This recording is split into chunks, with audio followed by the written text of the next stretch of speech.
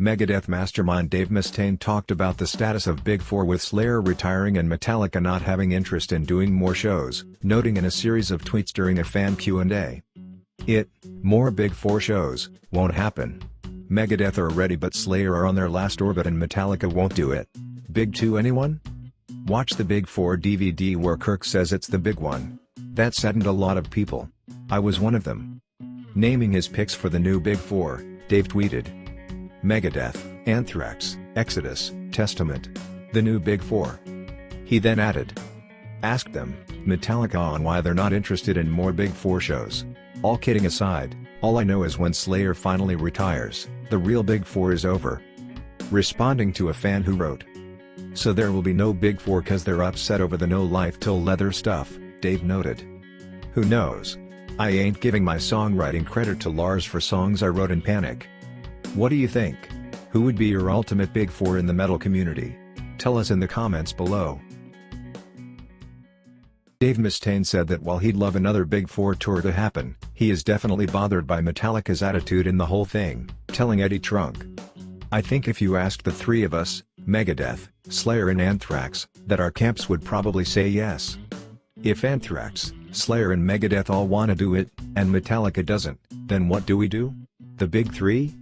I'm sure that a lot of people would like to see that, and that may be what it is. You know, you may end up having it be the Big Three plus number 5, if we have Exodus play with it. But it's not about just doing concerts for the sake of concerts, it was about the movement, it was about what we did together as a group. And excluding Anthrax, we were all like neighbors almost, cause we all lived so close, it was just a half hour to an hour at the most between each other's houses on the freeway. So I think it would be great to do more Big Four stuff, do one in Japan, do one in South America, we never did one in South America, we haven't done one in Asia. Give the people an opportunity to see it before it goes away forever.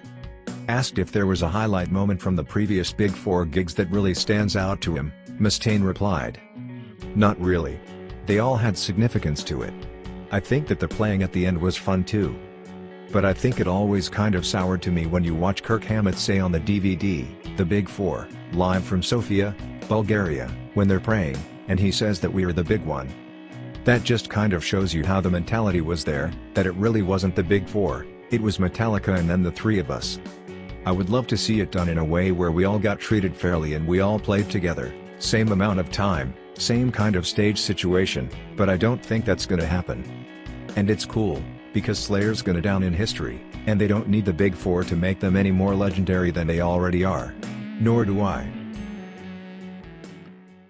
With an interview with the Irish Times, Slayer guitarist Kerry King was asked for his opinion on the fact that Metallica hasn't released a new studio album in 7 years. This was before Hardwired to Self-Destruct came out. He responded, funny thing is, I brought that up last night. We were sitting around having some shots, and I said, when's Metallica doing a new record? He continued, when you think about it, it's kind of like us. You don't have to put out a new record. People will come up to a certain point, because you've got such a catalog. You can just keep changing songs. King added, Metallica, are really living on the first 5 records, I think. I'm not sure a new record makes sense for them. Death Magnetic, 2008, was a nice version compared to Saint Anger, 2003. Hopefully, they keep going along that line and get some of the riffs back. According to Kerry, part of the reason for the longer gap between albums is the fact that people keep offering you money to come out and play. Other than the tragedies we had in Slayer, we got offers to play a lot. You really got to sit down and say, I'm not going to do that right now. That being said, usually when we were doing this recording cycle, we don't go out and play when we are recording, but this time we did, because people made offers and we say, that sounds like a good idea. It doesn't sound like it on Repentless, but it takes your momentum away because you've got to go out, learn your catalog and play it and then come back and work on new stuff. In a Guitar World issue, Kerry King discussed his relationship with his Slayer partner Jeff Hanneman, and how they were never best of friends. This is what he said. Anytime we would finish a tour, Jeff would just go home and detach. He might have lived only 45 minutes away, but unless you were part of his inner circle, it was hard to stay in touch with him. And it took me a few years to understand that.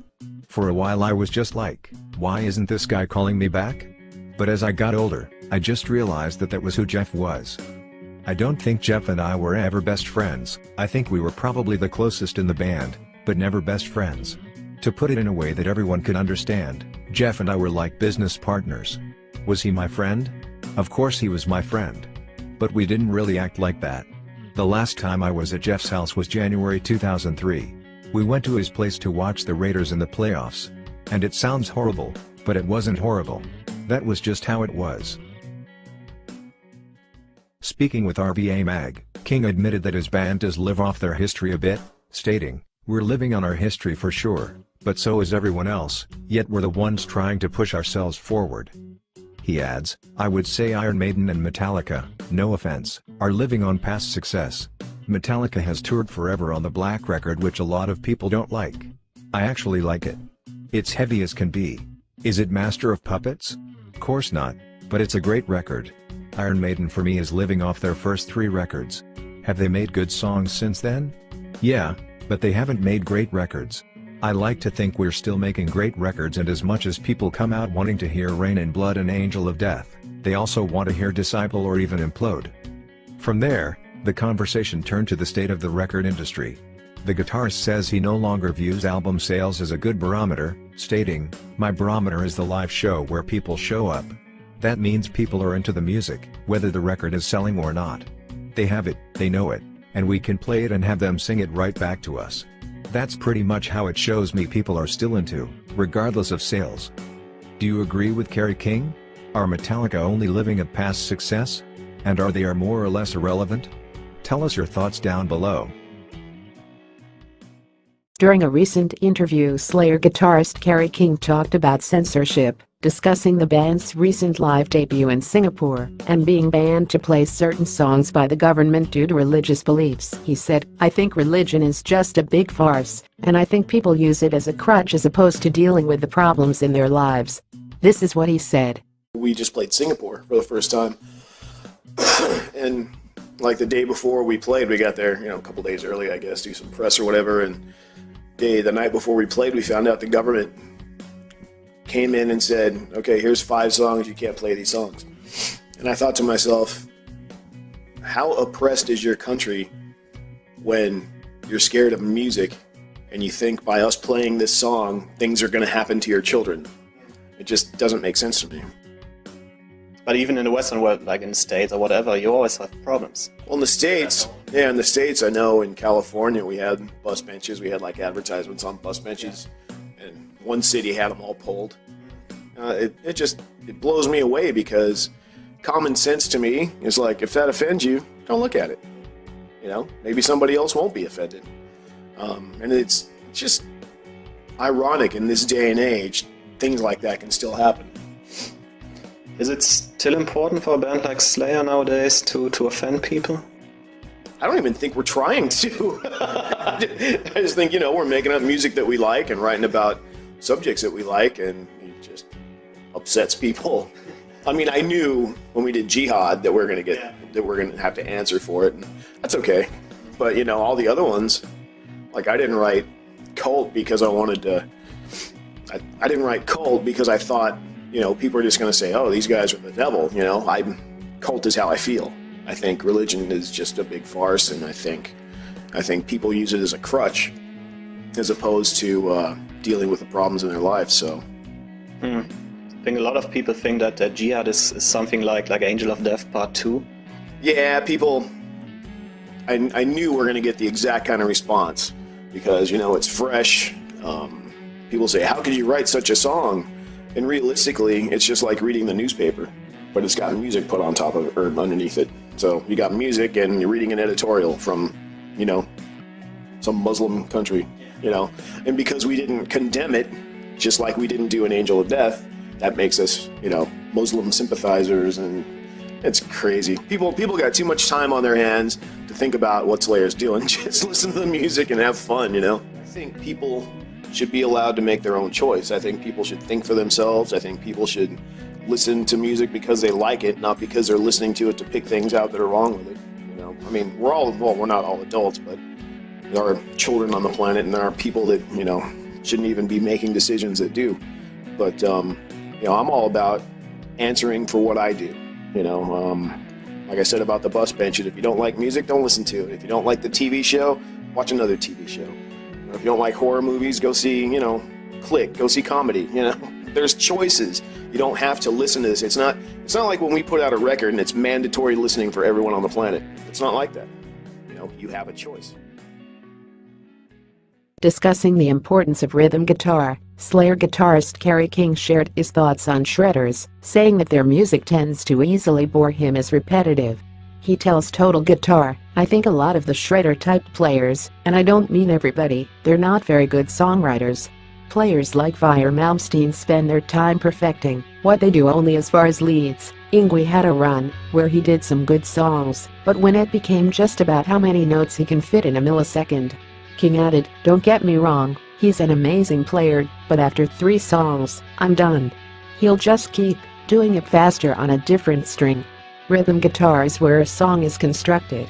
If there's a song you like, it's because of that rhythm guitar. The lead stuff at the end of the day is just the icing. During the rest of the chat, King discussed hanging out with friends who aren't into metal, explaining how he still likes goofing around with guitar. When people come over and want to listen to music most people like, say Michael Jackson or something, I'll go pick up the guitar and learn the one Eddie Van Halen played on. I'll do stupid shit like that, he said. There's this song called Push It, which got used in commercials, and I think it's funny to put that on when friends are over, pick up a guitar and play along. Everyone in the house just dies laughing. For clarity, you can turn that into a metal song. Discussing his involvement with Megadeth during the band's early stages, Slayer guitarist Kerry King praised frontman Dave Mustaine's guitar skills, but still said that he can't figure out how anyone put up with Dave's character enough to stay in the band. He told Loudwire, "I was one of the lucky people, and there's certainly no offense against Kirk Hammett. Kirk's a wonderful friend of mine, but I was lucky enough to see Metallica with Mustaine.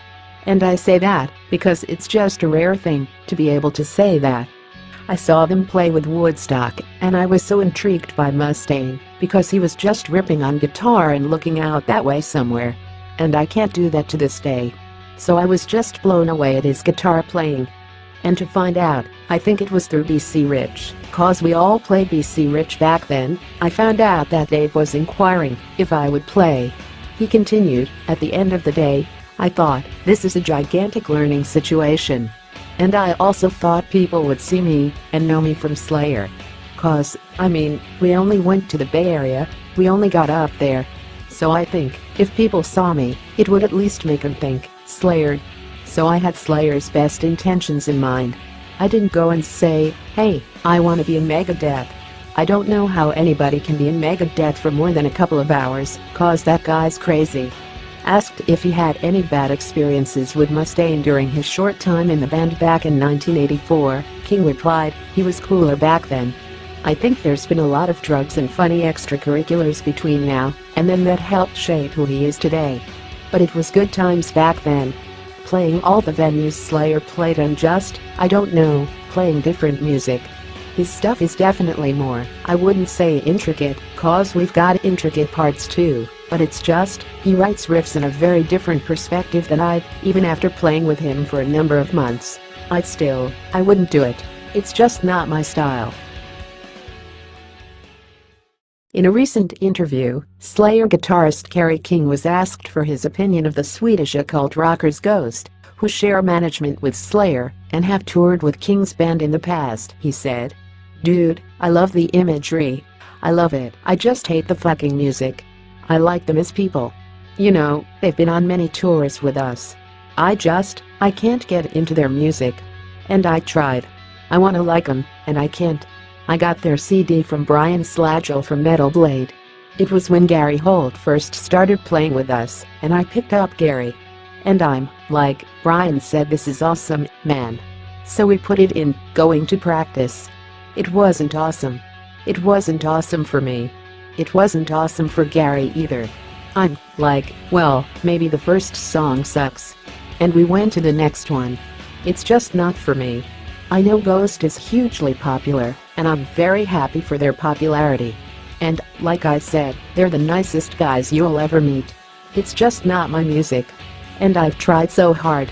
Since then, a nameless school from Ghost responded to what Kerry King said, dismissing any bad blood over Kerry King comments. He said, "I don't even think that what he said was negative. He just said that he didn't like the band, that he didn't like the music. And we're not for everybody. We've never tried to please everybody, so I didn't even see the negative element in what he said. It doesn't change my opinion on Slayer. I've been a Slayer fan ever since I was a kid, and I still love several of their records with all my heart. For me, it wasn't changing anything."